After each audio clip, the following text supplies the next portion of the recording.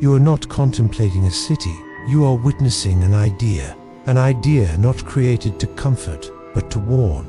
Before you rise is Pandemonium, the capital of hell, not the hell of chaos, animal screams, or immediate punishment. No, this is a far more disturbing hell, the organized hell, the hell that thinks, the hell that governs. The work was painted in 1841 by John Martin, directly inspired by Paradise Lost by John Milton. But what Martin does here goes far beyond a simple literary illustration. He does not paint individual demons. He paints a civilization, and that is what makes it truly terrifying. Observe the architecture. Endless columns, colossal arches, walls that seem to have neither beginning nor end. There is no improvisation, no ruin. Everything is designed with an almost divine precision. And there lies the first visual blasphemy. Hell imitates God. The infernal city rises as a dark parody of the celestial heaven. Where paradise offers order and light, Pandemonium offers order and fire. The message is clear and deeply unsettling. Evil does not need chaos to dominate. The red that floods the scene is not just fire. It is symbolic blood. It is permanent condemnation. It is the color of inverted sacrifice. In Christian tradition, red may signify martyrdom. Here, it signifies eternal condemnation without redemption. There is no cross. There is no salvation, only continuity. Look at the burning river that cuts through the scene. It is not ordinary lava. It is a boundary. In religious iconography, crossing a river often represents spiritual transition. The Jordan, the Styx, the act. But this river does not lead to another state. It leads to more hell. There is no afterward, only depth. Now observe the human figure in the foreground. It is not screaming. It does not flee. It does not beg. It raises a shield, not to defend itself, but as a futile gesture, as if it still clings to the illusion of free will. This figure represents the human soul facing an unbearable truth. Not all punishment is immediate, and not all condemnation is loud. In Pandemonium, the body is not tortured. The spirit is governed. The city in the background appears infinite, and this is deliberate.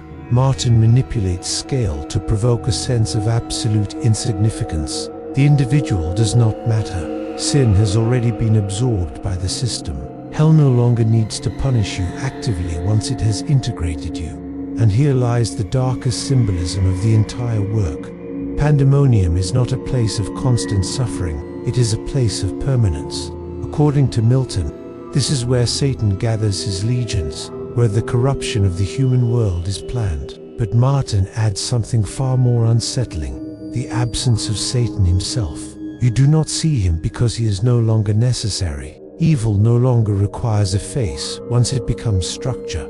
This painting does not speak of hell after death. It speaks of hell as a system, as an ideology, as an alternative order. And this is where the work becomes truly disturbing from a religious perspective. Pandemonium does not contradict God. It copies him. It takes his language, architecture, hierarchy, obedience, and drains it of grace. It is a twisted mirror of heaven. That is why this painting unsettles so deeply, because it does not show monsters. It shows efficiency. It does not show visible punishment. It shows organized eternity. John Martin did not seek to frighten you with demons. He sought to plant a far more dangerous doubt. What if evil did not present itself as chaos, but as perfect order without compassion? When you look away from this work, you feel no relief. You feel watched, as if the city was still there, existing, waiting. Because Pandemonium is not just a painting, it is a silent warning. And once you have seen it, you can no longer pretend it does not exist. Because Pandemonium does not end when you close your eyes. It begins when you believe you have understood too much. If you look at the painting again with calm attention, you will notice something unsettling. There is no sky. There is no clearly defined above or below. Everything is wrapped in a dense, suffocating atmosphere, as if the air itself were part of the punishment. In Christian tradition, the sky is promise, openness, transcendence. Here, the horizon is sealed. There is no vertical escape, no ascension. Hell does not imprison with chains, it imprisons with infinite space. This is one of the cruelest visual tricks of the work. Evil does not trap you, it lets you move, with no exit. The lights lining the architecture are not ordinary torches. They do not illuminate to reveal, they illuminate to watch. Each point of fire resembles an eye. They do not burn violently, they burn consistently, like eternal surveillance, like a conscience that never sleeps. Here, fire does not destroy, it administers. From a theological reading, this is profoundly disturbing. In Christianity, the fire of hell is often imagined as purifying punishment, extreme pain, but Martin breaks from this popular idea. The fire of Pandemonium does not purify or punish immediately. It normalizes condemnation. It turns it into landscape, into routine, and that is the true terror. When suffering ceases to be exceptional, the human figure in the foreground, small, almost irrelevant against the city, is not being attacked. No one pushes it, no one drags it, and yet its fate is irreversible. This connects to one of the darkest concepts in religious thought, condemnation through consent, not conscious consent, but the erosion of the soul until it no longer resists. The shield it raises is not a weapon of war, it is a symbol of the past. It represents old faith, the belief that something might still protect you, but the shield reflects the fire. It blocks nothing, all it returns is the image of hell itself. As if the painting were telling you, you can no longer protect yourself with symbols once the system has absorbed you. If you observe the burning river carefully, you will notice it does not flow violently. Its movement is slow, heavy, almost solemn. This is not infernal chaos. It is inverted liturgy, an eternal baptism, not for rebirth, but to remain unchanged forever. In many religious traditions, water symbolizes cleansing, rebirth, passage into new life. Here, water has been replaced by liquid fire. It does not cleanse, it does not fully burn, it only marks. The soul that crosses this river does not change, it is fixed. And then, an uncomfortable question arises. One, the painting never answers, but leaves hovering like a silent threat. At what moment was that river crossed? Was it at death, or was it long before? In this reading, Pandemonium is not merely hell after the final judgment. It is the ultimate result of accumulation, of small decisions, of comfortable obedience, of silent renunciations of conscience. Hell does not appear suddenly. It is built, stone by stone, column by column, just like this city. That explains why the architecture is so majestic, because it is made of centuries of intention, of will, of intelligence.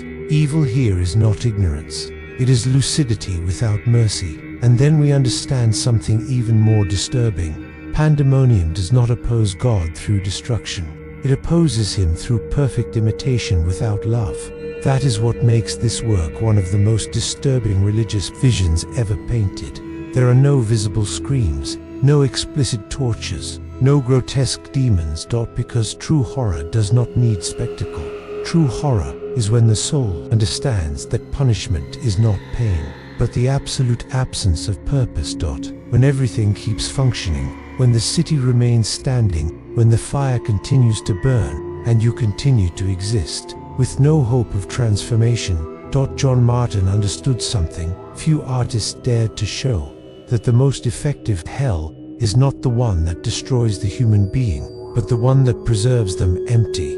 That is why, when the video ends, when the narration falls silent, Pandemonium does not disappear. It stays with you as a mental architecture, as a warning that does not scream, but persists, because perhaps hell does not begin after death. Perhaps it begins the day. Order matters more than compassion, the system more than the soul, obedience more than truth.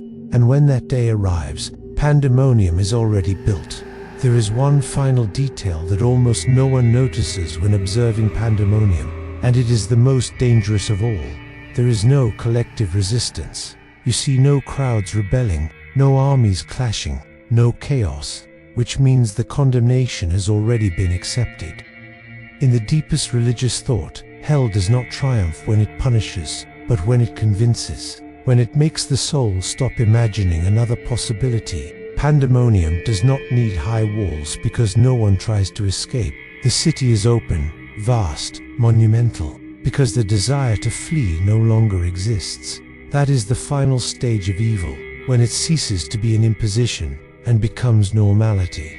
The painting suggests that hell is not filled with screams, but with functional silence. Every column supports an order, every arch sustains a structure, every flame fulfills a task, everything is in its place, and so are you. From an extreme theological reading, Pandemonium represents the moment when the creature no longer hates its condemnation, it simply inhabits it. The soul no longer asks why, because the question died before the body did, and then comes what is truly unbearable.